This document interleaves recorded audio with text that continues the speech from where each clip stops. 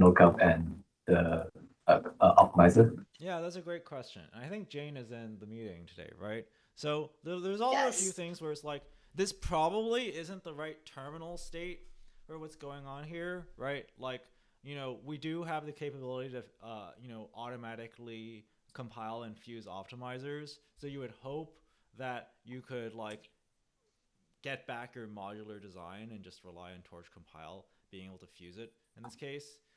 You might also imagine, yeah, this pipelining thing, you would hope that the compiler could automatically do it. I'm just not even there because remember what I've traced here is a single node setup. So I haven't even like, seriously grappled with the pipelining code. I just know there's like some of that stuff going on because like there's like this UVM thing and there's like some sort of like, oh my god, I don't even know, man. So I don't know. Like maybe like hypothetically, it seems possible. But There, we there would are also we still need to like have a kernel that can actually do the table wise embedding lookup. And I don't know how good a job Inductor does right now. Like, are we actually going to beat FBGEM at this? That's not at all obvious. So What were you guys? So on that particular note, there is work that I can link to where we try using Triton to generate the cogen. I think it's like a little slower than FBGEM, but it was also like I think someone who like basically they took like a new person, they were like, try this, and it was pretty good results. So you can imagine a world in which we actually just cogen this lookup and backwards, but that's something that they kind of discarded because they were like, but it would be of interest to us. I can link the like note on it. that'll be cool. Thank you. Did you have something else you wanted to say, Michael? Uh, no. Okay. Okay, so that's one thing that's pretty obvious. And just generally speaking, like I'm not going to work on this, at least not now. But in the longer term, if we are going the route where we want people to write fused calls that don't deal with features individually, then I need something better than FPGEM. Like FPGEM is too much. It's fused too much together. It's very unwieldy to work with. Like you really want to like have TorchRec just automatically replace in these fusions. So if I'm talking about a way for users to write programs and specifically how TorchRec should write programs, I probably need a better abstraction. Okay. The second big conceptual thing that I noticed is obviously I didn't do any distributed, and doing distributed is going to be its own thing, right? So we've got tracing FSDP thanks to Voz. There's some sort of thing going on with DDP that Chin Chin is going to tell us about. I actually have no idea. Is this just tracing DDP? Is that like at a high level what it is? Will, can you tell me?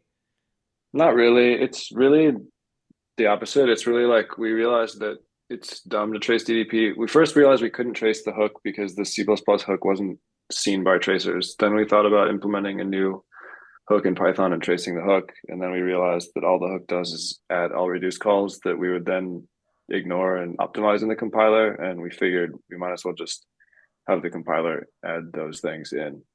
So So you're back to more Chinchins, a distributed compiler style approach where you trace the undistributed model first. I think Chinchin's going to find some way to make it so that like an all reduce appears pre-compiler, and then the compiler just figures out how to bucket it, does the bucketing. So we don't need to put the bucketing logic into the thing that we trace. Okay, so we're gonna talk about that at a future composability, but so this is much more in the style of tracing FSDP from Voz, which is that I think I want to be able to PD2 compile through the model parallel code in TorchRec. Like that probably seems good. And to be able to do that, there's going to be a bunch of stuff that needs to happen, right? Like I need the stuff that I actually ran into while I was doing this, even in the World Size 1 case, was hitting process group, and there's also some CUDA stream management because the prefetching is very important in this case. And there's also some things that I know are going to be a thing just based on like my theoretical understanding of what kind of distributed stuff is going on here.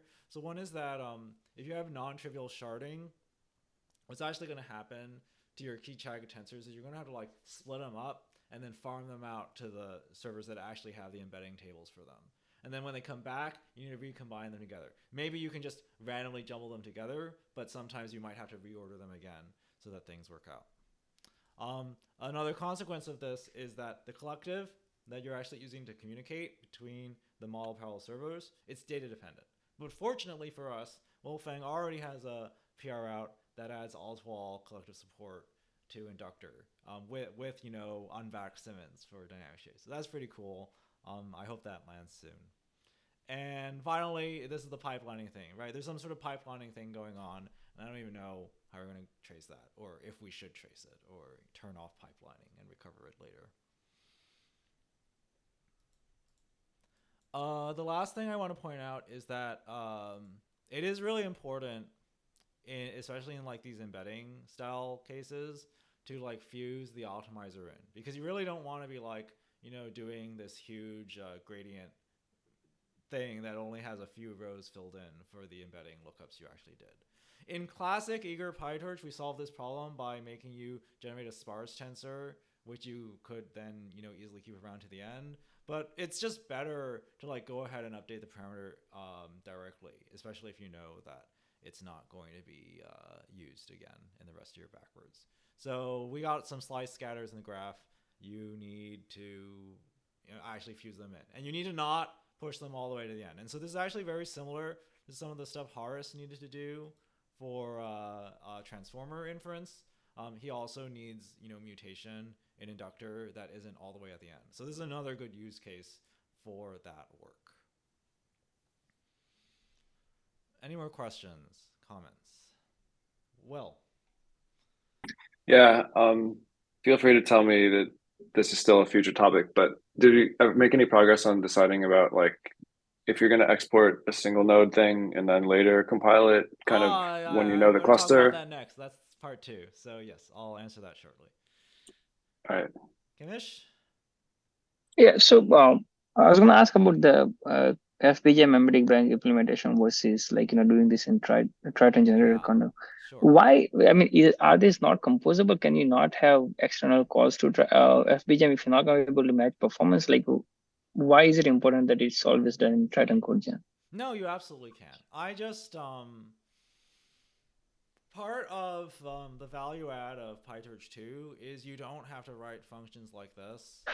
You can write like for example, let's say someone wants to do a modeling change. Specifically, they think some cool new optimizer, might do better. Well, sucks to be them, right? Like, they have to figure out how to like update this thing so that their new optimizer actually works, right? So like part of the reason like we are building PD2 is to make it easier for people to like experiment without having to like, first write a function like this to actually do it. So no, it's not blocking. We can totally just use the function as is. But I do kind of think, long term, this is what we should be thinking about. NYC? Yeah, I wanted to clarify the fusion part of the optimizer. Are you saying that once like for each parameter, once it's done, we just like immediately update the optimizer state for it and everything instead of having, okay. So there is an eager way to do this now with post accumulate grad node hooks. And I was wondering if, okay, well, two parts. One, it is an eager only right now, and compiling it would require compiling hooks. So like, is hooks ever in the roadmap? And if not, then maybe gotta think about. This is what Voz and Jansel have been working on. Ooh. Backwards lets you compile hooks, even though you don't have a full forward and backwards. And Voz needs more complicated hook support. So that's actually going to be the second half of this meeting. So yeah. Okay, wait, this is pretty exciting. Okay, I'm gonna listen then. Okay, so let me go ahead and answer Will's question, which is, are we actually going to do the fusey stuff? So I think this is a good idea, like if you're just like, you got some model and you want to go ahead and run it. But Michael Svo was basically like, yo man, like, you should try a little bit harder to make the fine-grained tracing thing work. So I actually, I got it to work. So previously, let me think. How do I explain this? Okay, let's look at these test cases for a moment. So here is a simple test case that represents a pooled embedding sparse architecture. So what is it doing? So it's taking in this key jagged tensor, which has all your features. And then what it's doing is it's doing a giant split. This 2-dict looks benign, but actually it's splitting the tensor into individual jagged tensors for each feature that you're dealing with. So that's what the string here is. And then you just sort of loop over them, doing an embedding lookup for each feature one by one. And then you cat all the things together and return that. And it turns out that all you need to do to make this work with PyTorch 2 and also with export is you need to tell PyTorch 2 that, let's see, when you see the list of integers representing length per key or offset per key, these integers should never get specialized. You always have to keep them unspecialized, and in fact, you should keep them as unbacked integers because they can be 0 or 1, and you need to make sure that you don't specialize on 0 or 1 inputs. So as long as you do that, and you also do this thing, which is when you call split, you say, hey, every size you asked me to split with is actually a size, which you actually do know because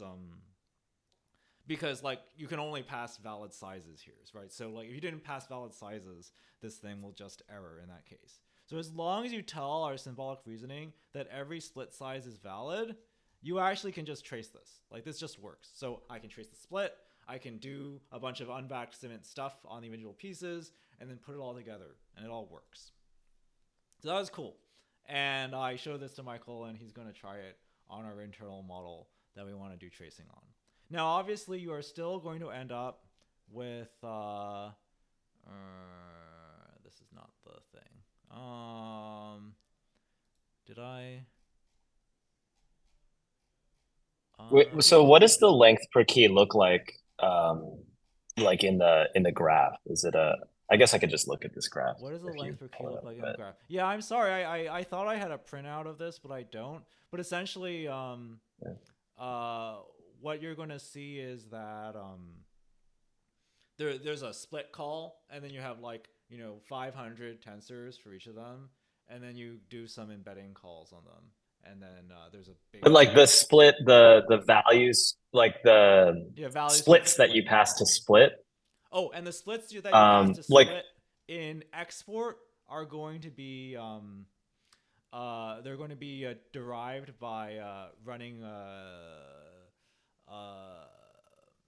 you're going to look at you had a tensor that said what the sizes were, and then you did a to list on it to get a bunch of sizes, which then got fed in explicitly. I'm sorry if that's hard to visualize. I turned off my VPN, so I can't even go to my dev server, and show you it.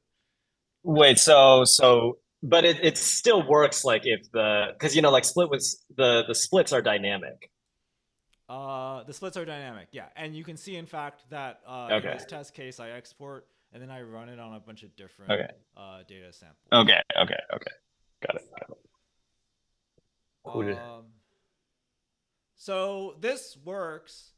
One thing that I want to point out is it's very, very fragile. So Michael gave me this other example of a bucketize mod, and essentially they do it a little differently. They iterate through a list of features they want to bucketize, and then they do a get item call on the key jagged tensor to pull out that specific feature instead of doing a giant split up front. This actually doesn't work. And the reason it doesn't work is dumb. It's because when you do a single thing like this, we will TorchRec directly goes to indexing out the feature given an offset and an end offset. And then we don't know that this is actually tensor sized because we don't have the very heavy lifting constraint range for size call anywhere. And so it chokes on a data dependent error. And so in fact, in this test case, what I do is I just run a split so that it knows all the facts that it needs to know if you're running it. And then it works. So this is very, very delicate. There's probably ways I can make it more robust, but like, you know, it's all sort of hanging by a thread. But this might be okay. Wait, because sparse arcs are very simple, so it's like actually fine in a lot of cases. Go ahead, Michael. but isn't this today? I mean, this has performance implications, right? Because a get item you'd be indexing and copying like one tensor, and a to dict is like, yeah, okay. So in this particular case, if you're exporting, you could DCE, and then these would evaporate. But yeah, like Interesting. Very, Okay, very okay.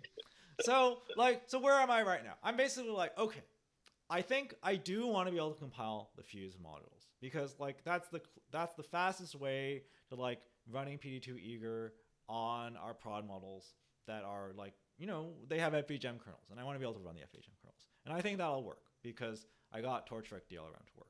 Okay, I don't know about the distributed part. The distributed part is going to be a pain. I also think that for simple models, we can probably get the fine-grained tracing to work too.